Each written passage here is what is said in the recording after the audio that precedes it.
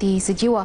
Kementerian Pembangunan Masyarakat dan Hal Ehwal Pengguna Sabah akan memberikan khidmat kaunseling kepada 2 pelajar yang terlibat dalam insiden pertengkaran di sebuah sekolah agama di Sabah. Menterinya Datuk Hajah Jainab Ahmad Aid berkata khidmat kaunseling tersebut akan diberikan selepas pelajar terlibat tamat menduduki ujian penilaian sekolah rendah UPSR. Kami membuat satu pendekatan kaunseling. Kita akan counsel kepada budak-budak ni, dua-dua ni kami counsel. Yang budak ni yang kena victimize, kita counsel. Yang memvictimize pun kita counsel. Sebab kita mau tahu juga bahawa apa sebabnya dia jadi gangsterism. Kenapa dia pukul budak ini. Dan kita mau juga mengajar dia bahawa violence doesn't answer everything. Sebab saya difahamkan bahawa ada pergaduhan di antara mereka sehingga dia memukul. Tapi bagi saya kan, inilah kita akan buat counselling, anger management. Datuk Jainab menyatakan demikian kepada media ketika mengulas insiden tersebut yang diviralkan di laman media sosial. Tindakan ejek dipercayai punca insiden seorang murid sekolah agama berkenaan membelasah rakannya dalam rakaman yang diviralkan itu. Beliau turut mengingatkan ibu bapa supaya memantau aktiviti dan perkembangan anak-anak mereka bagi mengelakkan sebarang gejala sosial. Datuk Jainab ditemui media selepas membuat lawatan ke Hospital Wanita dan Kanak-Kanak Likas Kota Kinabalu. Terdahulu beliau meluangkan masa melawat 3 kanak-kanak dari ward onkologi hospital tersebut yang menduduki peperiksaan UPSR. Hospital Wanita dan Kanak-Kanak Likas merupakan salah satu sekolah dalam hospital di Sabah selain di Tawau. Daerah Putatan dipilih sebagai tuan rumah sempena sambutan Ma'al Hijrah 1438 Hijrah peringkat negeri Sabah yang akan berlangsung pada 2 Oktober depan di Dewan Seri Putatan. Pembantu Menteri kepada Ketua Menteri Datuk Haji Muhammad Arifin Haji Muhammad Arif berkata, pelbagai acara disusun sempena sambutan Ma'al Hijrah tersebut yang bertemakan ukhuwah Islamiah asas penyatuan ummah. Tahun ini tuan rumah ialah daerah Putatan dan pelbagai acara kita sudah susun termasuk anugerah-anugerah, kemudian ceramah khas, persembahan-persembahan nasyid dan sebagainya. Datuk Arifin bercakap kepada media selepas melakukan kunjungan hormat terhadap Yang di-Pertua Negeri Sabah Tun Dr. Haji Johar Datuk Haji Mahiruddin di Istana Negeri Kota Kinabalu. Bersempena sambutan tersebut, satu majlis tahlil dan doa selamat serta doa akhir tahun dan awal tahun akan diadakan di Masjid Negeri Kota Kinabalu pada 1 Oktober ini. Majlis sama akan diadakan di peringkat daerah di seluruh negeri Sabah. Majlis Daerah Penampang akan melaksanakan aktiviti gotong royong secara berterusan dalam usaha menangani penularan wabak denggi dan virus Zika.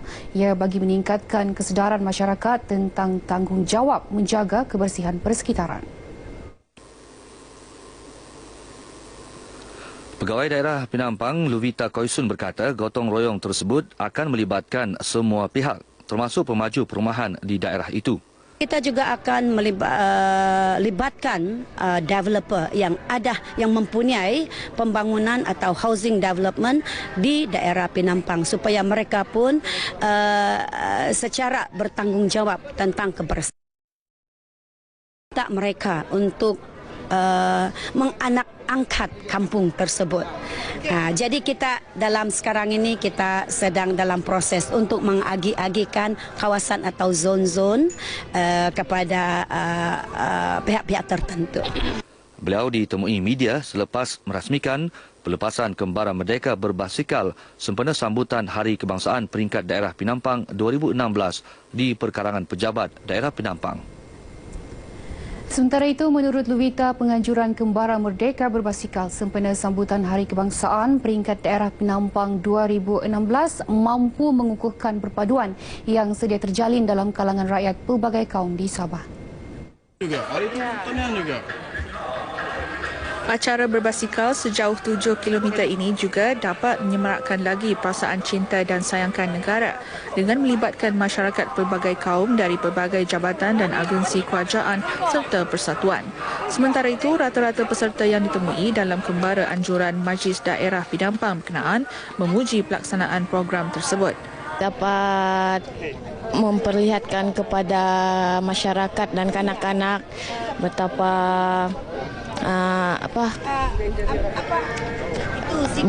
baiknya kita menyambut merdeka ni, hari kebangsaan.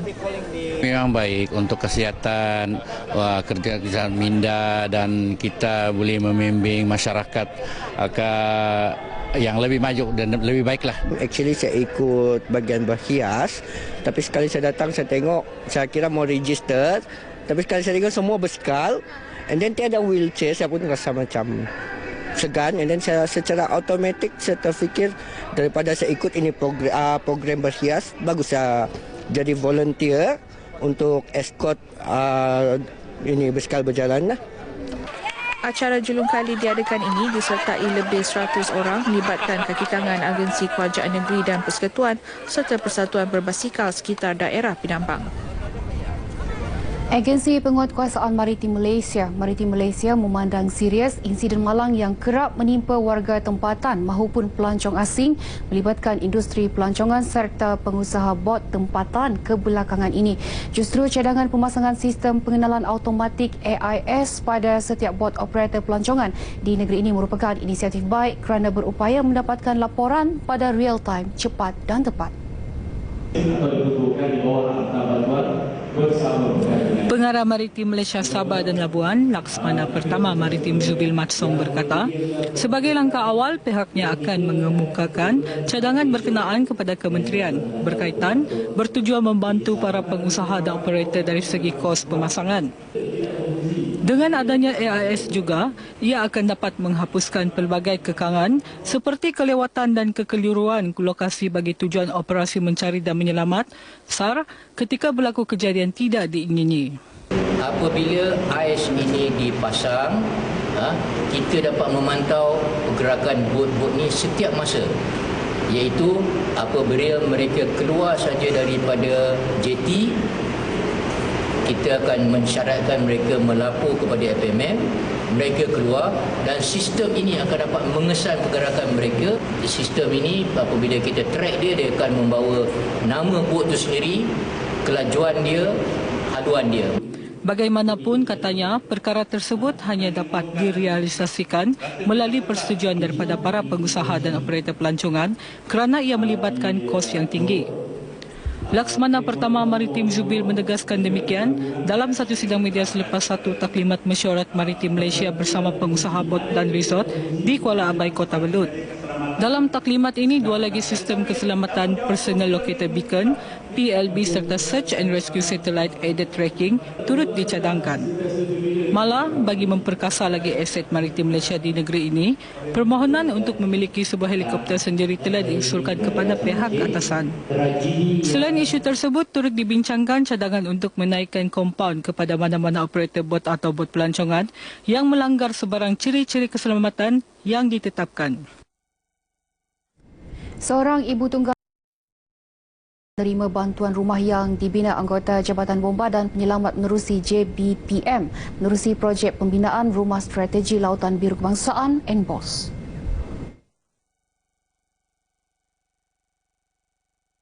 Pembinaan rumah baharu berkeluasan 600 kaki persegi ini nyata amat dihargai Junaini Muhammad Jinin. Syukur Alhamdulillah dapat membantu kami anak beranak. Lepas tu memang saya rasa terima kasih banyak-banyaklah kepada ahli-ahli bomba ni. Diorang memang terbaiklah. Beliau ditemui media dalam majlis penyerahan kunci rumah projek pembinaan rumah program NBOS 7 Kementerian Kesejahteraan Bandar Perumahan dan Kerajaan Tempatan KPKT di Kampung Tempobon, Manggatal.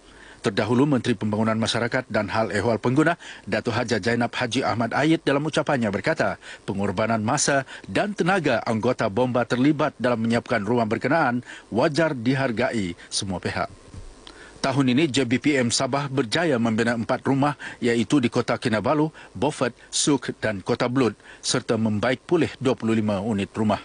Dalam majlis ini 12 anggota bomba zon Kota Kinabalu yang terlibat dalam projek ini turut menerima sijil penghargaan. Generasi muda perlu mengetahui fakta sebenar sejarah khususnya berkaitan kenegaraan supaya mereka lebih berpendirian dalam mendepani cabaran masa kini.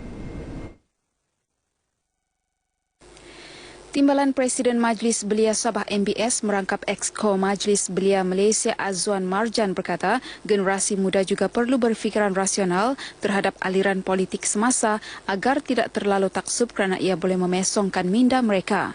Kenapa kita mengadakan forum bicara merdeka seperti ini? Kerana kita ingin menyemai semangat perpaduan, keharmonian yang kita telah kecapi sejak daripada dulu selepas merdeka. Azwan ditemui RTM sempena majlis penutupan forum bicara merdeka di Dewan Kolej Tingkatan 6 Kota Kinabalu.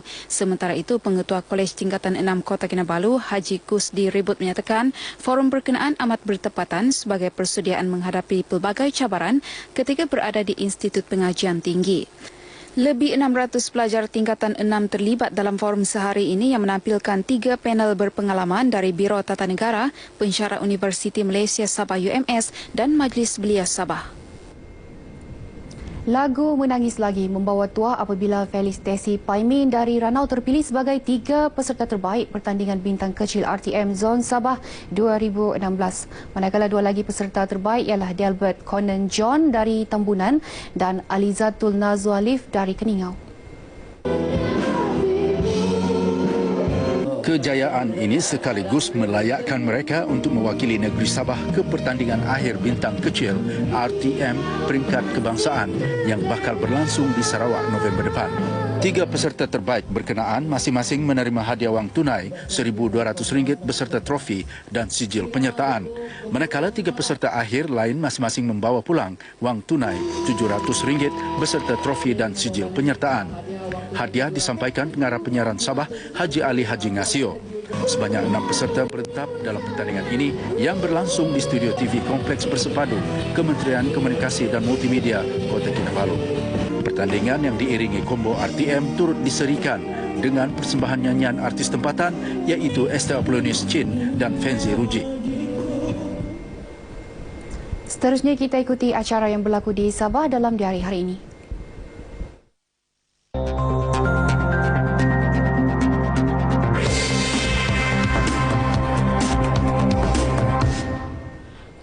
Baik, pada pukul 8.30 pagi, seminar mengenai gender and aging akan diadakan di The Pacific Sutra Hotel Kota Kinabalu.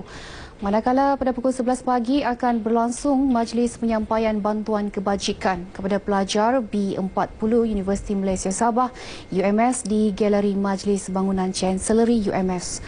Akhir sekali pada pukul 7 malam akan berlangsung Majlis Convocation Teachers Upgrading Camp kali kedua di Royal Institution Academy.